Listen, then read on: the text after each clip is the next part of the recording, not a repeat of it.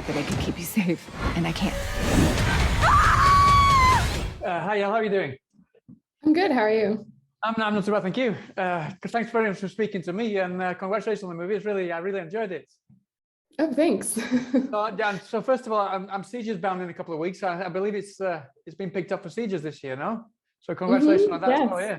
Yes. Yeah. Are you actually gonna be attending that, or because I know that you had to go through kind of the digital festivals last year. No? I'm still trying to figure it out.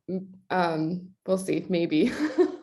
But if you've not been there, you really must, because I've been there pretty much every year since I started going, and it's a must. You got to go. Yeah. I know. We'll see how the pandemic plays out. So brilliant. So I mean, the first thing I really kind of wanted to ask you was where the actual seed came from, because I mean, obviously the themes there that you got sort of, you draw parallels to the real world and kind of what's going on. It could have been any time, but it really does feel a lot more reminiscent of Trumpian times more than anything. When did the actual original idea come from, and what was the kind of the seed that started the whole thing going? Well, I've always wanted to do a movie about witches and witchcraft, and through my research about how witchcraft actually kind of like existed in history, I kind of was fascinated by the fact that it was so normal, like 300, 400 years ago, to just accuse your neighbor of being a witch, and then there are like actual witch hunters that you could hire. That was like a legitimate, normal job, and they would come and interrogate them and usually then kill them. It was just like, and it wasn't something that was seen as like fantastical. It was just like based in logic and fact, and that just kind of blew me away. And so, I just thought, well, what if I take all the stuff that happened 300, 500 years ago and just plopped it into modern day? What would that look like if magic really existed? How would the United States react? What would they do? And I wrote this about 3 or 4 years ago, and I think kind of what was happening at the time bled into my writing, and it just kind of organically fit in and echoed how I was feeling at the time. And I think it's only become more applicable to our world now. I'm with the federal branch of the BWI, the Bureau of Witchcraft Investigations. I'm familiar. I've been dispatched to follow up on a report of suspicious activity. May I come in? Detective, I assure you, there are no witches here. And then when you were writing the actual script, did you find that a lot more social commentary came in, maybe even more personal stuff that you didn't expect to kind of flourish when you were writing it?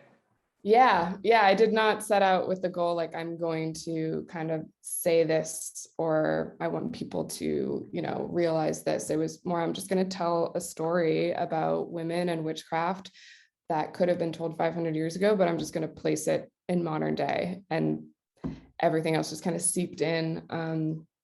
When you write anything, you have to feel connected to it. And I think that it just kind of echoed my feelings at the time. And I think another feeling that you wanted to bring in there that made someone else in your family proud was your sister, I believe. Now, is that correct? Yeah. I named the characters after her. My sister's name is Fiona Claire. So and also my sister's a redhead. So my last film, she played a little bit Roland, but we had to cut that scene out, and she was really mad at me. So I was like, I'll make you a big part of my next film. Yeah. Something else that you brought into this that I wasn't expecting to find out was that you actually you studied a lot of stuff by Pamela Grossman, who I hadn't actually heard of before. What does she actually do, and what did you see in her podcast and her books and things that you wanted to kind of inject into your film? I mean, Gideon brought a lot of that into the film. That was kind of like her vibe. But yeah, just like witchcraft in general, like kind of like modern magic. But I kind of let everyone do their own thing and inject their own take into the film. I like to give my actors like free rein to do that. We talked a lot before, but I'm kind of the mind of like, let's do a lot of prep before so that on the day we feel comfortable, but also that we have space to play. so Gideon and I sat down, we talked about Claire's character a lot, and Gideon talked about what she wanted to bring to it. And, I just kind of like, you just got to have trust. I mean, the reason that they, took these parts was because they really believed in the characters. In a film, of this size, everyone's there because they really want to be there. So as a director, I'm a big fan of just like letting go and letting them do their own thing, because that's their job and they're really good at it. I'm not an actor by any means. I have so much appreciation for their craft. I could never do it. But I mean, because it is it's a film that's kind of dealing with fantasy elements, but kind of correlated to the real world. It must have been really important. I mean, and it does feel that way. It must have been really important to ground the characters. I mean, from the director's perspective and the writer's perspective, what was it really important for you, especially kind of the superstitions that we've seen in typical witch films? What was it important for you to not kind of fall into those pitfalls in this specific tale? Well, I think above all else, yes, there's fantasy elements, there's horror elements, and then there's echoes of like things of witchcraft from the past. I think we, as a like me and the cast, really, we made sure that the characters themselves and their like personal and emotional journeys was valued above all else. If it was a scene that was supposed to be scary, but at the same time, we if that was taking away from our characters arc, then we like didn't do that scene. We wanted to make sure that their stories were, and their like emotional journeys were the priority, and then everything else will kind of like fall into line behind that, because if you don't care about the characters, then you're not going to be scared, or you're not going to be kind of blown away by the fantastical elements, because as an audience you want to be rooting for them. So our goal was to make sure that you cared about everyone and that you connected to them too, like that their journeys, although they revolved around magic, they still felt relatable. So Claire struggling to deal with her need to fit in with her friends at school, versus like doing the right thing that her mother is preaching to her, of being kind and accepting to all different kinds of people, whether they have magic or not. That I feel like is very kind of normal teenager stuff if you just take the magic out. So we tried to focus on character arcs like that, and then have all the fantastical elements be a backdrop. The film speaks very specifically about, not directly, but very specifically about inclusion.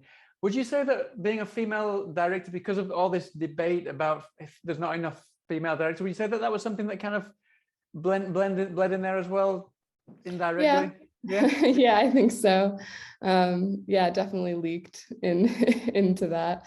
There are not a lot of directors who are women in the genre space, not as much as there should be. There are a lot of us, though. I think that's kind of like a common misconception, is like, oh, there's not a lot of women in horror. No, there's a ton of us. We're just kind of chomping at the bit to get in the rooms that the men are already in. But yeah. So I mean, speaking of that, I mean, I read that you've during the pandemic you've had a chance to write a lot, and I also read that one of the earlier drafts of this script was actually something very different. So is there anything that you hope to be able to get off the ground sometime soon, or there's something that you would like to be able to get started on soon? Yeah, I have a really cool monster script that I've been working on. It's a kind of like an American period piece. So we'll see if that gets going. But I think in the pandemic, it was hard for me to watch a lot of horror films because the world was so dreary. But I did find that I gravitated towards monster films because they're a little more, I just love monsters. So I really want to do something with a fun monster next.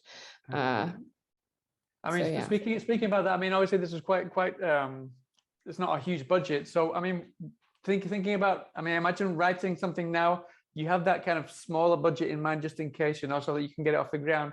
That must make things a bit more complicated, no? You have to kind of focus a lot more on the characters and ground the story a lot more, no? Whenever I write, I try to make it a producible film.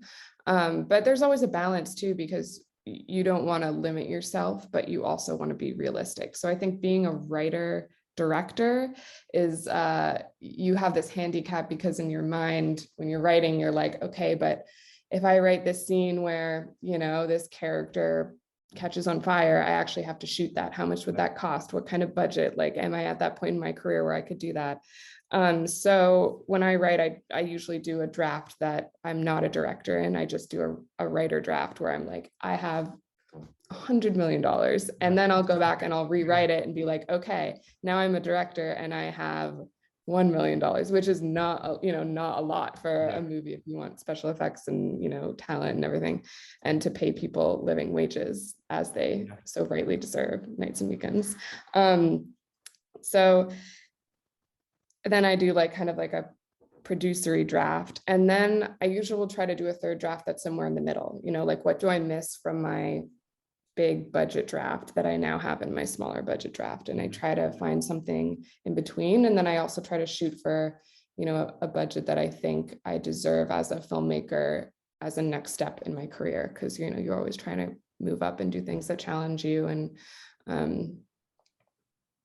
Brilliant. Well, that's a good way to end. So best of luck with the film when it comes out next week. And I hope to speak to you about your next film sometime soon, and hopefully the big budget version of the script that you've got written there. Yeah, I'm hoping. All right, fingers crossed. Thanks very much, Elle. Hope to speak to you again soon. Take care then. Bye then.